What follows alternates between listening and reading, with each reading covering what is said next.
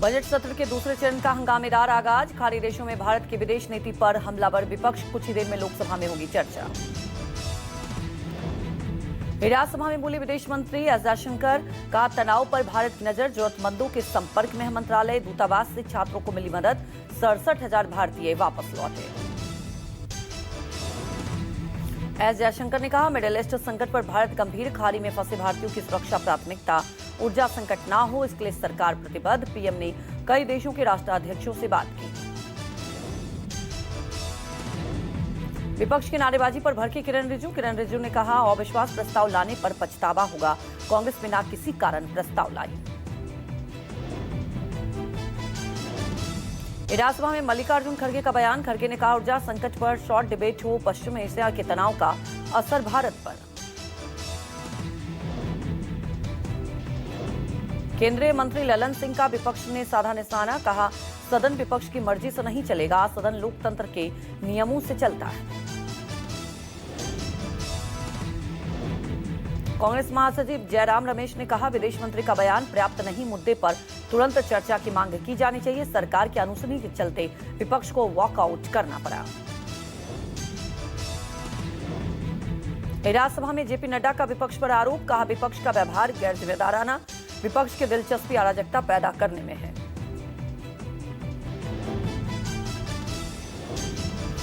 विदेश नीति को लेकर अखिलेश यादव का बयान। अखिलेश ने कहा विदेश नीति पर संसद में चर्चा होनी चाहिए। यूएस तय कर रहा है कि हम तेल किससे खरीदेंगे। सरकार ने विदेश नीति को नीलाम किया। विपक्ष के हंगामे पर रविशंकर प्रसाद का बयान। का विपक्ष सदन को हाईजैक कर रहा है। सदन की गरिमा को नुकसान पहुंचाया जा रहा है। गिरिराज सिंह ने राहुल गांधी पर साधा निशाना। कहा अबोध बालक के नेतृत्व में कांग्रेस हाईजैक। सदन को चलने नहीं दे रहा है विपक्ष। विदेश मंत्री के बयान पर शशि थरूर ने कहा विपक्ष को बोलने का मौका नहीं दिया जा रहा। गंभीर संकट पर चर्चा बेहद जरूरी।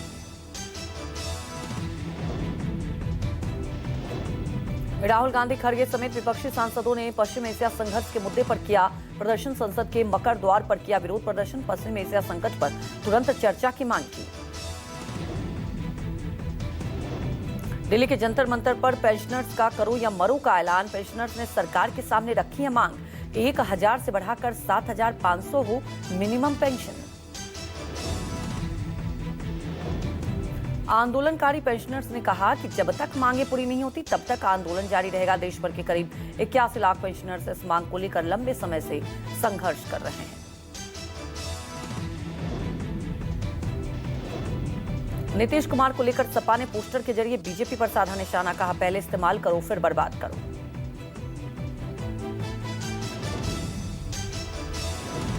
पीएम मोदी की अध्यक्षता में कल होगी कैबिनेट की बैठक। दोपहर 1 बजे से संसद भवन परिसर में होगी कैबिनेट की बैठक।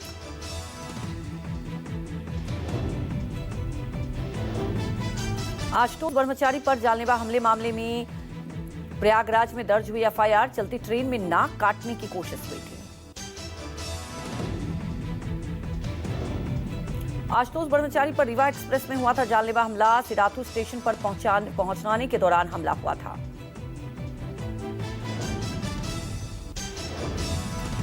मुख्य चुनाव आयुक्त ज्ञानेश कुमार को काले झंडे दिखाए जाने पर शुभेंदु अधिकारी का बयान। कहा घुसपैठियों को संरक्षण देने के लिए ममता धरना कर रही है। संवैधानिक संस्थाओं के खिलाफ ऐसी हरकत बंगाल में नहीं हुई है। दिनेश राजनीति केस में केजरीवाल सिसोदिया की रिहाई के आदेश पर रोक लगाने से हाईकोर्ट का इनकार। कहा शराब नीति मामले में आगे कोई सुनवाई नहीं होगी। केजरीवाल और सिसोदिया समेत सभी 23 आरोपियों को कोर्ट ने आरोप मुक्त कर दिया था। इसके बाद सीबीआई ने दिल्ली हाईकोर्ट में निचली अदालत में फैसले को चुनौती दी थी। आईसीसी T20 वर्ल्ड कप जीतने पर महाराष्ट्र सरकार दोनों सदनों में लाएगी अभिनंदन प्रस्ताव। मुख्यमंत्री फडणवीस ने कहा सूर्य कुमार यादव और उनकी टीम ने अच्छा परफॉर्मेंस किया। सभी खिलाड़ियों का रहा अहम योगदान।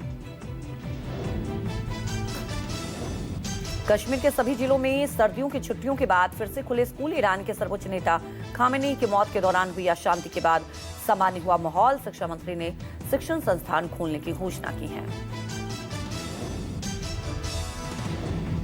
दिल्ली के लोधी रोड स्थित साईं मंदिर में मनाया गया रंग पंचमी महोत्सव। धूमधाम के साथ मंदिर से निकाली गई पालकी पर भक्तों ने की फूलों की वर्षा। रंग पंचमी पर भक्तों में दिखा उत्साह। हर साल पालकी निकालने की कोशिश में मंदिर प्रशासन शिरडी मंदिर नहीं जा पाने वाले भक्तों की जाएगी व्यवस्था। 5 साल पहले हुई थी इसकी शुरुआत। यूपी के आजमगढ़ में 2 पूर्व प्रधानों के बीच मारपीट। वायरल वीडियो में एक पुरुष को चप्पल से पीटते दिखी 2 महिलाएं। कब्रिस्तान के जमीन पर कब्जे को लेकर मचा बवाल। यूपी के कानपुर में पुजारी के नॉनवेज खाने का वीडियो वायरल हुआ। मंदिर परिसर में दिखे पुजारी को लोगों ने जमकर पीटा। मौके पर पहुंची पुलिस ने किसी तरह पंडित जी को बचाकर थाने पहुंचाया। यूपी के मुरादाबाद में करनी सेना के योगेंद्र राणा ने फिर से की थी मारपीट। कथित डॉक्टर लक्ष्मण से मारपीट का वीडियो वायरल। लक्ष्मण ने सीएमओ और एसीएमओ पर आय से अधिक संपत्ति के आरोप लगाए थे। यूपी के गाजियाबाद में बच्चों के विवाद को लेकर मचा बवाल। 2 पक्षों में जमकर मारपीट और पत्थरबाजी हुई। विवाद में कई लोग घायल। आरोपियों की तलाश में जुटी पुलिस। यूपी के अमरोहा में आवारा कुत्तों ने बुजुर्ग महिला पर किया हमला। कुत्तों के हमले से महिला के पैर में आई गंभीर चोट। घटना के बाद से इलाके में दहशत का माहौल। चित्रकार जुहेब खान ने दीवार पर बनाए चेतावनी चिन्ह। यूपी के कौशाम्बी में 2 पक्षों के बीच हुआ विवाद। दोनों ओर से जमकर चले लाठी डंडे और ईंट पत्थर। झड़प में एक पक्ष के 3 लोग गंभीर रूप से घायल हुए। लखनऊ के सेखनखेड़ा में नशेड़ी पति ने की पत्नी की हत्या। पति ने पत्नी को काटकर मौत के घाट उतारा। पत्नी की हत्या पर मौके से फरार हुआ पति। एमपी के भोपाल में युवतियों ने करीब 4 वाहनों को उड़ाया। वीआईपी रूट पर हुए हादसे में घायल हुए कई लोग। युवतियों ने घायलों से की गाली और मारपीट। थाने में भी किया हंगामा। दिल्ली के सीलमपुर में बाप बेटी पर चाकू से हमला। 36 घंटे में 5 वारदातों से फैली दहशत। लूट की कोशिश नाकाम होने पर चाकू से किया हमला। सीसीटीवी के जरिए आरोपियों की तलाश में जुटी पुलिस। विज्ञापुर में सामने आई नगर पालिका की लापरवाही। मेन मार्केट के रूट पर खुले नाले में गिरा बाइक सवार परिवार। सीसीटीवी कैमरे में कैद हुई घटना।